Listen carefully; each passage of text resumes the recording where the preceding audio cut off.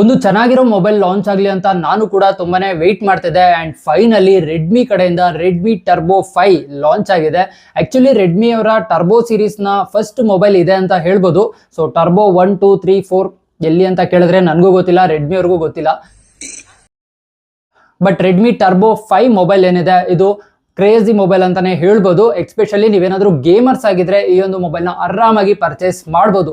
But ಇದರಲ್ಲೂ ಕೂಡ ಕೆಲವೊಂದು ಡಿಸ್ಅಡ್ವಾಂಟೇಜ್ಗಳಿದೆ, ಕೆಲವೊಂದು ಫೀಚರ್ಸ್ಗಳು ಆ್ಯಡ್ ಆನ್ ಮಾಡ್ಬೋದಾಗಿತ್ತು ಅಂತ ಕೂಡ ಅನ್ಸುತ್ತೆ. ಸೊ ಅದೇನು ಈ ಒಂದು ಮೊಬೈಲ್ನ ನಾವು ಪರ್ಚೇಸ್ ಮಾಡ್ಬೋದಾ, ಇದ್ರ ಬಗ್ಗೆ ಕಂಪ್ಲೀಟ್ ಆಗಿ ಒಂದು ವಿಡಿಯೋದಲ್ಲಿ ನೋಡೋಣ. ವಿಡಿಯೋ ಶುರು ಮಾಡೋಣ. ಅದಕ್ಕೂ ಮುಂಚೆ ಚಾನಲ್ಗೆ ಏನಾದರೂ ಹೊಸದಾಗಿ ಬಂದಿದ್ರೆ ಸಬ್ಸ್ಕ್ರೈಬ್ ಮಾಡಿ, ಹಾಗೆ ಪಕ್ಕದಲ್ಲಿರೋ ಬೆಲ್ ಐಕನ್ ಕೂಡ ಪ್ರೆಸ್ ಮಾಡಿ. ಎಷ್ಟೋ ವರ್ಷಗಳಾದ್ಮೇಲೆ, ಎಷ್ಟೋ ಮೊಬೈಲ್ಗಳಾದ್ಮೇಲೆ ರೆಡ್ಮಿ ಕಡೆಯಿಂದ ಮೆಟಲ್ ಫ್ರೇಮ್ನ ನೋಡ್ತಾ ಇದೀವಿ. ಒಂದು ಮ್ಯಾಟ್ ಫಿನಿಶ್ನ ಜೊತೆಗೆ ಒಂದು ಪ್ರೀಮಿಯಂ ಲುಕ್ ಕೂಡ ನಮಗೆ ಇದರಲ್ಲಿ ಸಿಗುತ್ತೆ. ಒಂದೊಳ್ಳೆ ಲುಕ್ ಮತ್ತೆ ಒಂದೊಳ್ಳೆ ಡಿಸೈನ್ ನಾವು ಇದರಲ್ಲಿ ನೋಡ್ಬೋದು. ಡಿಸ್ಪ್ಲೇ ನೋಡೋದಾದ್ರೆ ಡಿಸ್ಪ್ಲೇ ಕೂಡ ತುಂಬಾನೇ ಚೆನ್ನಾಗಿದೆ. ಒಂದೊಳ್ಳೆ ಕಾಂಪ್ಯಾಕ್ಟ್ ಫೋನ್ಗೆ ಎಷ್ಟು ಚೆನ್ನಾಗಿರೋ ಡಿಸ್ಪ್ಲೇ ಇರಬೇಕು ಅಷ್ಟು ಚೆನ್ನಾಗಿದೆ. 6.59 ಇಂಚಸ್ ನ AMOLED 1.5K ರೆಸೊಲ್ಯೂಷನ್ ಡಿಸ್ಪ್ಲೇ ಇದಾಗಿದೆ. ಹಾಗೆ ಇದು 120 ಹರ್ಟ್ಸ್ ನ ಕೂಡ ಸಪೋರ್ಟ್ ಮಾಡುತ್ತೆ. ನೀವು ಬರೀ ನಾರ್ಮಲ್ ಯೂಸ್ ಮಾಡುವಾಗ 120 ಹರ್ಟ್ಸ್ ಅಲ್ಲ, ನೀವು ಗೇಮಿಂಗ್ ಆಡ್ಬೇಕಾದ್ರೂ 120 ಹರ್ಟ್ಸ್ ಇದು ಸಪೋರ್ಟ್ ಮಾಡುತ್ತೆ. ಹಾಗೆ ಬರೀ ಸಪೋರ್ಟ್ ಮಾಡಲ್ಲ, ಇದು ತುಂಬಾನೇ ಸ್ಟ್ರಾಂಗ್ ಕೂಡ ಇದೆ. ಗೊರಿಲ್ಲಾ ಗ್ಲಾಸ್ 7i ಪ್ರೊಟೆಕ್ಷನ್ ನಾವು ನೋಡ್ತಾ ಇದೀವಿ ಡಿಸ್ಪ್ಲೇ ಅಲ್ಲಿ. ಅಂಡ್ ಇಡೀ ಮೊಬೈಲ್ ಅಲ್ಲಿ ಏನ್ ಪ್ರೊಟೆಕ್ಷನ್ ಇದೆ ಅಂತ ನೀವು ಕೇಳೋದಾದ್ರೆ ಒಂದು ಲೈನೇ ಇದೆ. IP66, IP68, IP69 ಹಾಗೇನೆ IP69K ಒಂದು ಪ್ರೊಟೆಕ್ಷನ್ ಏನಿದೆ ಅದು ನಮಗೆ ಇದರಲ್ಲಿ ಸಿಗ್ತಿದೆ. ಇನ್ನು ಈ ಒಂದು ಕಾಂಪ್ಯಾಕ್ಟ್ ಫೋನ್ ಅಲ್ಲಿ ಒಂದು ಮ್ಯಾಸಿವ್ ಬ್ಯಾಟ್ರಿನ ನಾವು ನೋಡ್ತಾ ಇದೀವಿ. 7540 mAh ನ ಒಂದು ಬ್ಯಾಟ್ರಿ ಕೆಪಾಸಿಟಿ ಸಿಗ್ತಿದೆ. ಹಾಗೆ ಇದರ ಒಂದು ಫಾಸ್ಟ್ ಚಾರ್ಜಿಂಗ್ ಕೇಳಿದ್ರೆ ನೀವೇ ಶಾಕ್ ಆಗ್ತೀರಾ. 100 ವಾಟ್ ನ ಒಂದು ಫಾಸ್ಟ್ ಚಾರ್ಜಿಂಗ್ ಸಪೋರ್ಟ್ ನ ನಾವು ಇದರಲ್ಲಿ ನೋಡ್ತಾ ಇದೀವಿ. 27 ವ್ಯಾಟ್ ನ ಒಂದು ರಿವರ್ಸ್ ಚಾರ್ಜಿಂಗ್ ಕೂಡ ಇದು ಸಪೋರ್ಟ್ ಮಾಡುತ್ತೆ.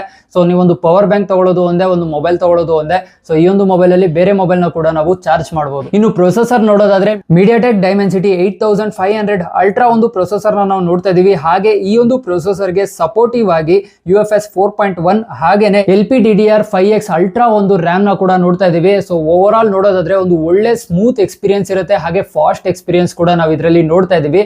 ಗೇಮಿಂಗ್ ಆಡೋದಕ್ಕೆ ಬೆಸ್ಟ್ ಅಂತ ಹೇಳ್ಬೋದು. ಒಂದು ಸ್ಮೂತ್ ಎಕ್ಸ್ಪೀರಿಯನ್ಸ್ ನಮಗೆ ಸಿಗುತ್ತೆ. ಹಾಗೆ ಇನ್ನು ಅಂತೂ ಸ್ಕೋರ್ ನೋಡೋದಾದ್ರೆ 2 ಮಿಲಿಯನ್ ಪ್ಲಸ್ ನಾವು ಈ ಒಂದು ಪ್ರೊಸೆಸರ್ ಅಲ್ಲಿ ನೋಡ್ತಾ ಇದೀವಿ. ಸೊ ಗೇಮಿಂಗ್ ಆಡೋದಾಗಿರ್ಬೋದು ಅಥವಾ day to day tasking, multimedia ಏನ್ ಬೇಕಾದ್ರೂ ನೀವು ಮಾಡಿ ತುಂಬಾನೇ ಸ್ಮೂತ್ ಆಗಿ ಈ ಒಂದು ಮೊಬೈಲ್ ರನ್ ಆಗುತ್ತೆ. ಇನ್ನು ಇದೊಂದು ಗೇಮಿಂಗ್ ಫೋನ್ ಆಗಿರೋದ್ರಿಂದ ಹಾಗೇನೆ ಗೇಮಿಂಗ್ ಫೋನ್ಗಳು ಯಾವುದು ಅಷ್ಟು ಕ್ಯಾಮ್ರಾಗೆ ಪ್ರಿಫರೆನ್ಸ್ ಕೊಡಲ್ಲ. ಸೊ ಈ ಒಂದು ಮೊಬೈಲು ಕೂಡ ಅಷ್ಟೊಂದು ಕ್ಯಾಮ್ರಾಗೆ ಪ್ರಿಫರೆನ್ಸ್ ಕೊಟ್ಟಿಲ್ಲ. 50 ಮೆಗಾ ಪಿಕ್ಸೆಲ್ ನ ಪ್ರೈಮರಿ ಕ್ಯಾಮ್ರಾ ಏನಿದೆ ಸೋನಿ ಸೆನ್ಸರ್ ಯೂಸ್ ಮಾಡಿದ್ರೆ. ಸೊ ಈ ಒಂದು ಕ್ಯಾಮ್ರಾ ಚೆನ್ನಾಗಿದೆ. ಹಾಗೆ 8 ಮೆಗಾ ಪಿಕ್ಸೆಲ್ ನ ಅಲ್ಟ್ರಾ ವೈಡ್ ಆಂಗಲ್ ಕೂಡ ನಮಗೆ ಸಿಗ್ತಿದೆ. ಇನ್ನು ಇದಕ್ಕೊಂದ್ ಸ್ವಲ್ಪ ಅಡಿಷನಲ್ ಫ್ಯೂಚರ್ ರೀತಿ ಮೊಬೈಲ್ ನ ಸುತ್ತ ಒಂದು ರಿಂಗ್ ತರ ಇದೆ. ಆ ಒಂದು ರಿಂಗ್ ಅಲ್ಲೂ ಕೂಡ ನಾವು RGB ಲೈಟಿಂಗ್ಸ್ ನ ನೋಡಬಹುದು. ಸೊ ಇನ್ನು ಫ್ರಂಟ್ ಕ್ಯಾಮ್ರಾ ನೋಡೋದಾದ್ರೆ 20 ಮೆಗಾ ಪಿಕ್ಸೆಲ್ ನ ಒಂದು ಫ್ರಂಟ್ ಕ್ಯಾಮ್ರಾ ಕೂಡ ನಾವು ನೋಡ್ತಾ ಇದೀವಿ. ಇನ್ನು ರೆಡ್ಮಿ ಅಂದಿದ ತಕ್ಷಣ ನಮಗೆ ನೆನಪಾಗೋದೇ ಎಕ್ಸ್ಟ್ರಾ ಫ್ಯೂಚರ್ಸ್. ಇದರಲ್ಲಿ ಎಕ್ಸ್ಟ್ರಾ ಫ್ಯೂಚರ್ಸ್ ಏನೇನಿದೆ ಅಂತ ನೋಡೋದಾದ್ರೆ NFC ಇದೆ. ಹಾಗೇನೆ ಇದರಲ್ಲಿ ನಾವು IR ಬ್ಲಾಸ್ಟರ್ ನ ನೋಡಬಹುದು. ಇನ್ನು ಈ ಒಂದು ಮೊಬೈಲ್ ಅಲ್ಲಿ ಇರುವಂತಹ ಪಾಸಿಟಿವ್ ವಿಷಯ ಎಲ್ಲ ಹೇಳಿದೀನಿ. ಇನ್ನು ನೆಗೆಟಿವ್ ಆಗಿ ಯಾವ್ದಾದ್ರು ಒಂದು ವಿಷಯ ಇದೆಯಾ ಅಂತ ನೀವು ಕೇಳೋದಾದ್ರೆ ಹೌದು, 1-2 ನೆಗೆಟಿವ್ ವಿಷಯ ಕೂಡ ಇದೆ. ಅದೇನು ಅಂತಂದ್ರೆ ಮೊದಲನೇದಾಗಿ camera 8 mega pixel ultra wide ಅಷ್ಟೊಂದು ಚೆನ್ನಾಗಿರಲ್ಲ. ಹಾಗೇನೆ ಇದರಲ್ಲಿ ಟೆಲಿಫೋಟೋ ಲೆನ್ಸ್ ಕೊಟ್ಟಿದ್ರೆ ತುಂಬಾ ಚೆನ್ನಾಗಿ ಇರ್ತಿತ್ತು. ಹೌದು, ಇದು ಒಂದು ಕ್ಯಾಮ್ರಾ ಮೊಬೈಲ್ ಅಲ್ಲ, ಇದೊಂದು ಗೇಮಿಂಗ್ ಫೋನ್. ಬಟ್ ಆದ್ರೂ ಈ ಟೈಮಲ್ಲಿ ಆಲ್ಮೋಸ್ಟ್ ಎಲ್ಲರೂ ಕ್ಯಾಮ್ರಾ ಯೂಸ್ ಮಾಡೇ ಮಾಡ್ತಾರೆ. ಅದು ಗೇಮಿಂಗ್ ಫೋನ್ ಆಗಿರ್ಬೋದು, ಯಾವ ಫೋನ್ ಆಗಿರ್ಬೋದು, ಕ್ಯಾಮ್ರಾ ಯೂಸ್ ಮಾಡೇ ಮಾಡ್ತಾರೆ ಅಂತ ಅಂದಮೇಲೆ ಒಂದೊಳ್ಳೆ ಕ್ಯಾಮ್ರಾ ಕೊಟ್ಟಿದ್ರೆ ತುಂಬಾ ಚೆನ್ನಾಗಿರ್ತಿತ್ತು. ಹಾಗೇನೆ ಇದರಲ್ಲಿ ಪ್ರಾಕ್ಸಿಮಿಟಿ ಸೆನ್ಸರ್ ಕೊಟ್ಟಿಲ್ಲ. ಸೊ ನೀವೇನಾದ್ರೂ ಕಾಲ್ ರಿಸೀವ್ ಮಾಡಿ ಅದನ್ನ ಕಿವಿ ಹತ್ರ ಇಟ್ಕೊಂಡ್ರೆ ಆಟೋಮೆಟಿಕ್ ಆಗಿ ಸ್ಕ್ರೀನ್ ಆಫ್ ಆಗಲ್ಲ. ಸೊ ಒಂದು ಮೋಷನ್ ಡಿಟೆಕ್ಷನ್ ಕೊಟ್ಟಿದ್ದಾರೆ. ಸೊ ಆ ಒಂದು ಮೋಷನ್ ಇಂದ ಆಫ್ ಆಗುತ್ತೆ. ಸೊ ಇಷ್ಟೆಲ್ಲ ಕೊಟ್ಮೇಲೆ ಒಂದು ಪ್ರಾಕ್ಸಿಮಿಟಿ ಸೆನ್ಸರ್ ಕೊಟ್ಬಿಟ್ಟಿದ್ರೆ ಒಂದು ಕಂಪ್ಲೀಟ್ ಪ್ಯಾಕೇಜ್ ಆಗ್ತಿತ್ತು ಅಂತ ನನ್ಗನ್ಸುತ್ತೆ. ಸೊ ಅದೊಂದು ಡಿಸ್ಅಡ್ವಾಂಟೇಜ್ ಬಿಟ್ರೆ ಓವರ್ ಆಲ್ ಎಲ್ಲ ಒಂದು ಫೀಚರ್ಸ್ ಗಳು ಈ ಒಂದು ಮೊಬೈಲ್ ಅಲ್ಲಿ ತುಂಬಾನೇ ಚೆನ್ನಾಗಿದೆ. ಅಂಡ್ ಲಾಂಚ್ ಪ್ರೈಸ್ ಏನು ಅಂತ ಅಂದ್ರೆ 36,000 ಗೆ ಲಾಂಚ್ ಆಗ್ತಿದೆ. ಜೂನ್ 19ಗೆ MI ಶೋರೂಮ್ ಏನಿರುತ್ತೆ ಅಲ್ಲಿ ಅಂಡ್ ವೆಬ್ಸೈಟ್ ಗಳಲ್ಲೆಲ್ಲ ಈ ಒಂದು ಮೊಬೈಲ್ ಲಾಂಚ್ ಆಗ್ತಿದೆ. ನೀವು ಬೇಕು ಅಂತ ಅಂದ್ರೆ ಲಿಂಕ್ ನಾನು ಡಿಸ್ಕ್ರಿಪ್ಷನ್ ಅಲ್ಲಿ ಹಾಕಿರ್ತೀನಿ ಅಥವಾ ಇಲ್ಲೆಲ್ಲಾದ್ರೂ ಕೊಟ್ಟಿರ್ತೀನಿ. ಸೊ ಅಲ್ಲಿ ಹೋಗಿ ನೀವು ಹೇಗಿದೆ ಫೋನು, ಫೀಚರ್ಸ್ ಮತ್ತೆ ತಗೋಬಿಡೋದಾದ್ರೆ ತಗೋಬಹುದು. ನೀವೇನಾದ್ರೂ ಗೇಮರ್ಸ್ ಆಗಿದ್ರೆ, ಗೇಮಿಂಗ್ ಒಂದು ಫೋನ್ ಹುಡುಕ್ತಾ ಇದೀನಿ ಅಂತಂದ್ರೆ ಆರಾಮಾಗಿ ಇದನ್ನ ಪರ್ಚೇಸ್ ಮಾಡಬಹುದು. ಬಟ್ ಗೇಮಿಂಗ್ ಜೊತೆಗೆ ನಿಮಗೆ ಕ್ಯಾಮ್ರಾನು ಮುಖ್ಯ ಅಂತ ಅಂದ್ರೆ ಜಸ್ಟ್ ಪ್ರೈಮರಿ ಸೆನ್ಸರ್ ಚೆನ್ನಾಗಿರುತ್ತೆ. ಎಕ್ಸ್ಟ್ರಾ ಫ್ಯೂಚರ್ಸ್ ಗಳು ಕ್ಯಾಮ್ರಾದಲ್ಲಿ ಏನೂ ಇರಲ್ಲ. ಇನ್ನು ರೆಡ್ಮಿ ಅವರು ನಾರ್ಮಲ್ ಗ್ಯಾಲರಿಯಲ್ಲಿ ಮತ್ತೆ ಅಲ್ಲಿ ಇಲ್ಲಿ AI ಗಳನ್ನ ಕೂಡ ಯೂಸ್ ಮಾಡಿದ್ದಾರೆ. ಸೊ AI ಫೀಚರ್ಸ್ ಗಳು ಕೂಡ ನಮ್ಗೆ ಇದರಲ್ಲಿ ಸಿಗುತ್ತೆ.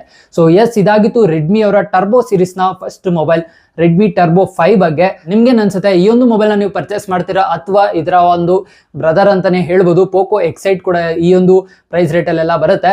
ಸೊ ಪೋಕೋ ಮೊಬೈಲ್ಗೆ ಹೋಗ್ತೀರಾ ಅಥವಾ ರೆಡ್ಮಿ ಮೊಬೈಲ್ಗೆ ಹೋಗ್ತೀರಾ ಕಮೆಂಟ್ ಅಲ್ಲಿ ತಿಳಿಸಿ. ಎಸ್, ಇದಾಗಿತ್ತು ಇವತ್ತಿನ ವಿಡಿಯೋ. ಇಷ್ಟ ಆಗಿದೆ ಅಂತ ಅನ್ಕೊಂತೀನಿ. ಇಷ್ಟ ಆಗಿದ್ರೆ ಕೂಡಲೇ ಲೈಕ್ ಮಾಡಿ, ಶೇರ್ ಮಾಡಿ. ಇದೇ ರೀತಿ ಹೊಸ ವಿಡಿಯೋಗಳಿಗೆ ಚಾನಲ್ಗೆ ಏನಾದ್ರು ಹೊಸದಾಗಿ ಬಂದಿದ್ರೆ ಸಬ್ಸ್ಕ್ರೈಬ್ ಮಾಡಿ. Thanks for watching. ಬಾಯ್.